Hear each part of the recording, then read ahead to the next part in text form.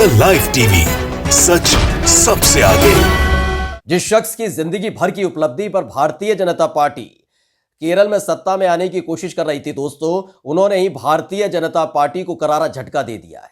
यानी कि भारतीय जनता पार्टी से अपने सारे संबंध खत्म कर लिए हैं, राजनीति को अलविदा कह दिया है और जाते जाते आईना दिखा दिया है भारतीय जनता पार्टी को। पूरी पोल पट्टी खोल कर रखती है भारतीय जनता पार्टी की कि केरल में भारतीय जनता पार्टी का क्या वजूद है और क्या हश्र होने वाला है, किस तरह की रणनीतियां हैं भारतीय जनता पार्टी की, जिसके चलते केरल की जनता उनको पसंद नहीं करती। ये किसी और ने नहीं किया, बल्कि इस देश के मेट्रोमैन यानी ई श्रीधरन ने किया है। वही ई श्रीधरन जिनके नाम पर भारतीय जनता पार्टी के तमाम कार्यकर्ता, बड़े बड़े नेता केरल में कसीदे गढ़ा करते थे, लेकिन चुनाव हारने के बाद जैसे ही उनकी अनदेखी की जाने लगी, आखिरकार ई श्रीधरन ने भी नमस्कार कर ली भारतीय जनता पार्टी से और एक एक कर परत दर परत खोल कर रख दी है। आज हम अपने इस वीडियो में आपको दिखाने जा रहे हैं कि श्रीधरन ने क्या कुछ कहा है भारतीय जनता पार्टी के बारे में, कैसे परत दर परत खोल कर रख दी है, कैसे एक एक चीज का खुलासा किया है और केरल में क्या होगा भारतीय जनता पार्टी का, इसका खुलासा किया है।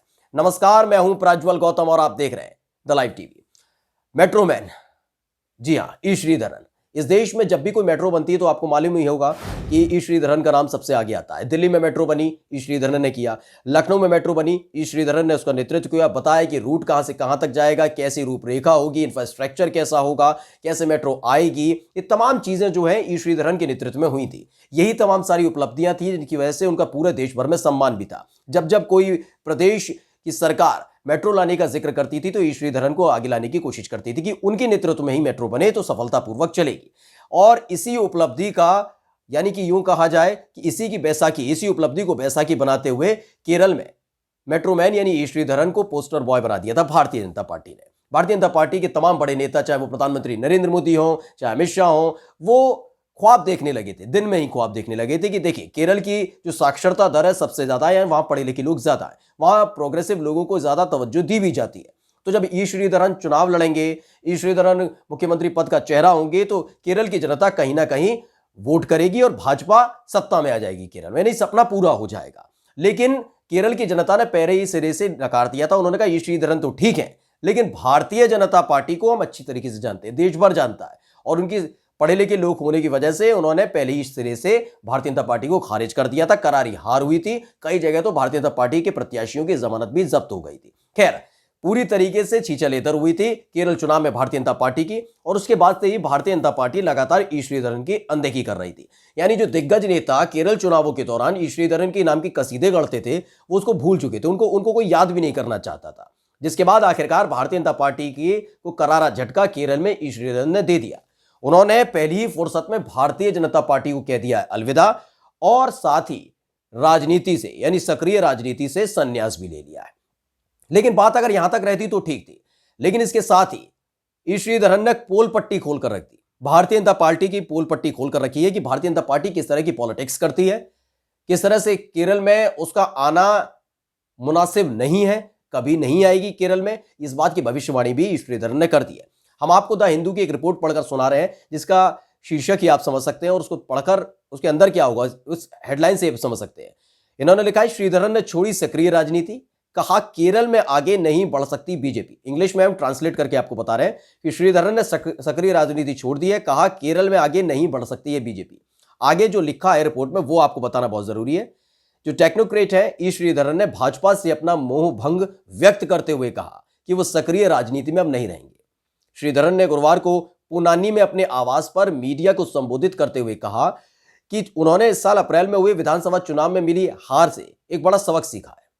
क्या सबक सीखा वो भी बताते हैं। उन्होंने कहा कि भाजपा खुद को बदले बिना केरल में कोई प्रगति नहीं कर सकती है। इसका जिक्र आप समझ सकते हैं।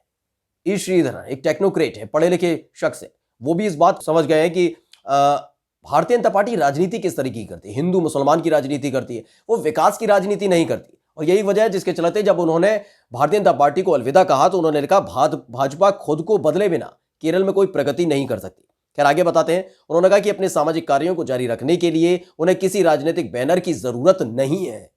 यानी जो मैं सामाजिक कार्य कर रहा हूं, मेरे 3 ट्रस्ट हैं, उसी में काम करूंगा, लेकिन उसके लिए मुझे किसी बैनर की यानी भारतीय जनता पार्टी की जरूरत नहीं है।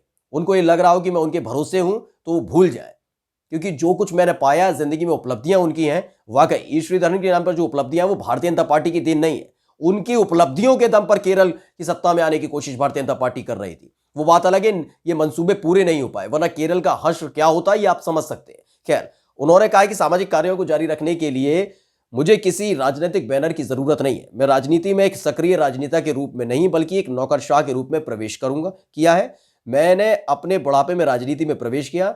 मैं पहले भी कई तरह से देश की सेवा कर सकता था। हालांकि उन्होंने राजनीति में अपनी निराशा को छिपाया भी नहीं, यानी पूरी तरह से मोह भंग हो गया है भारतीय जनता पार्टी से, ई श्रीधरन का, उनकी नीतियों से। क्योंकि केरल जहां से चुनाव लड़ाया गया वहां किस तरह की घटनाओं को अंजाम दिया जाता है, क्या कुछ किया जाता है भारतीय जनता पार्टी और संघ के नेताओं की तरफ से, सबको पता है। यही एक वजह है जिसके चलते बहुत दिनों तक देखा, समझा, और जब तमाम लोगों से मिले होंगे श्रीधरन तो स्थिति और विचार दोनों स्पष्ट हो गए होंगे कि भारतीय जनता पार्टी का जो भविष्य वो क्या है और क्यों है ऐसा भविष्य। क्योंकि लगातार हिंदू मुस्लिम करना, लगातार मुसलमानों के खिलाफ जहर उगलना, नफरत फैलाना, हिंदुस्तान के संविधान को बार बार चोट पहुंचाना, यही काम किया जाता रहा है। और यही वजह है जिसके चलते ई श्रीधरन ने पहली ही फुर्सत में न केवल भाजपा को अलविदा कह दिया बल्कि साथ ही साथ जाते जाते उन्होंने भाजपा की पोल पट्टी खोलकर भी रख दी कि भाजपा जब तक खुद को नहीं बदलेगी, खुद को बदलने का मतलब जो राजनीति वो करती आई है उसको लगता है वही राजनीति असली राजनीति है। क्योंकि उत्तर प्रदेश में चुनाव जीतने के लिए क्या करना है, केवल हिंदू मुसलमान कर देना है, बाद में जातियों के आधार पर वोट मांग लेना है। यही काम आप बिहार में कर सकते हैं, लेकिन जब यही काम केरल में करने की कोशिश लगातार भारतीय जनता पार्टी के तमाम नेता कर रहे थे तो ई श्रीधरन उस समय भी परेशान थे। वो बात अलग है कि चुनाव हुए, चुनाव के बाद उनको साइडलाइन कर दिया गया कि अब आपकी जरूरत ही हमें क्या। जब आप चुनाव नहीं जिता पाए तो आपने उसके बाद कभी सुना प्रधानमंत्री नरेंद्र मोदी के मुंह से नाम सुना हो केरल चुनाव के बाद? कभी गृह मंत्री अमित शाह के मुंह से नाम सुना हो? नहीं। ना उपलब्धियां सुनी होंगी, ना बखान सुना होगा, ना कसीदे गढ़े जाते हैं। क्योंकि जो उम्मीद भारतीय जनता पार्टी के नेताओं की थी, यानी जो सत्ता के भूखे लोग हैं, उनको जो उम्मीद थी ई श्रीधरन की उपलब्धियों के दम पर सत्ता में आने की, वो पूरी नहीं हो सकी, वो मंसूबे पूरे नहीं हो सके। उस पर पानी फेर दिया केरल की सक्रिय जनता ने। उसके बाद नाराजगी इतनी कि मुंह फेर लिया ई श्रीधरन से। और यही एक वजह है जिसके चलते आखिरकार ई श्रीधरन ने न केवल भारतीय जनता पार्टी को अलविदा कह दिया बल्कि साथ ही साथ पहली फुर्सत में पोल पट्टी खोलकर रख दी है कि किस तरह की राजनीति करती है भारतीय जनता पार्टी, किस तरह से हिंदू मुसलमान करती है भारतीय जनता पार्टी, ये सब जानती है। खैर, आपको बताएं कि ई श्रीधरन का जो पूरा इतिहास है वो हम बाद में बताएं। उससे पहले आपको बताएं कि क्या हुआ था। पलक्कड़ एक विधानसभा क्षेत्र है केरल में, वहां से इन्हें चुनाव लड़ाया गया था। वहां से जब इन्होंने चुनाव लड़ा था पलक्कड़ सीट से, कांग्रेस के शफी परिम्बल ने बीजेपी के ई श्रीधरन को 3,859 वोटों से हरा दिया।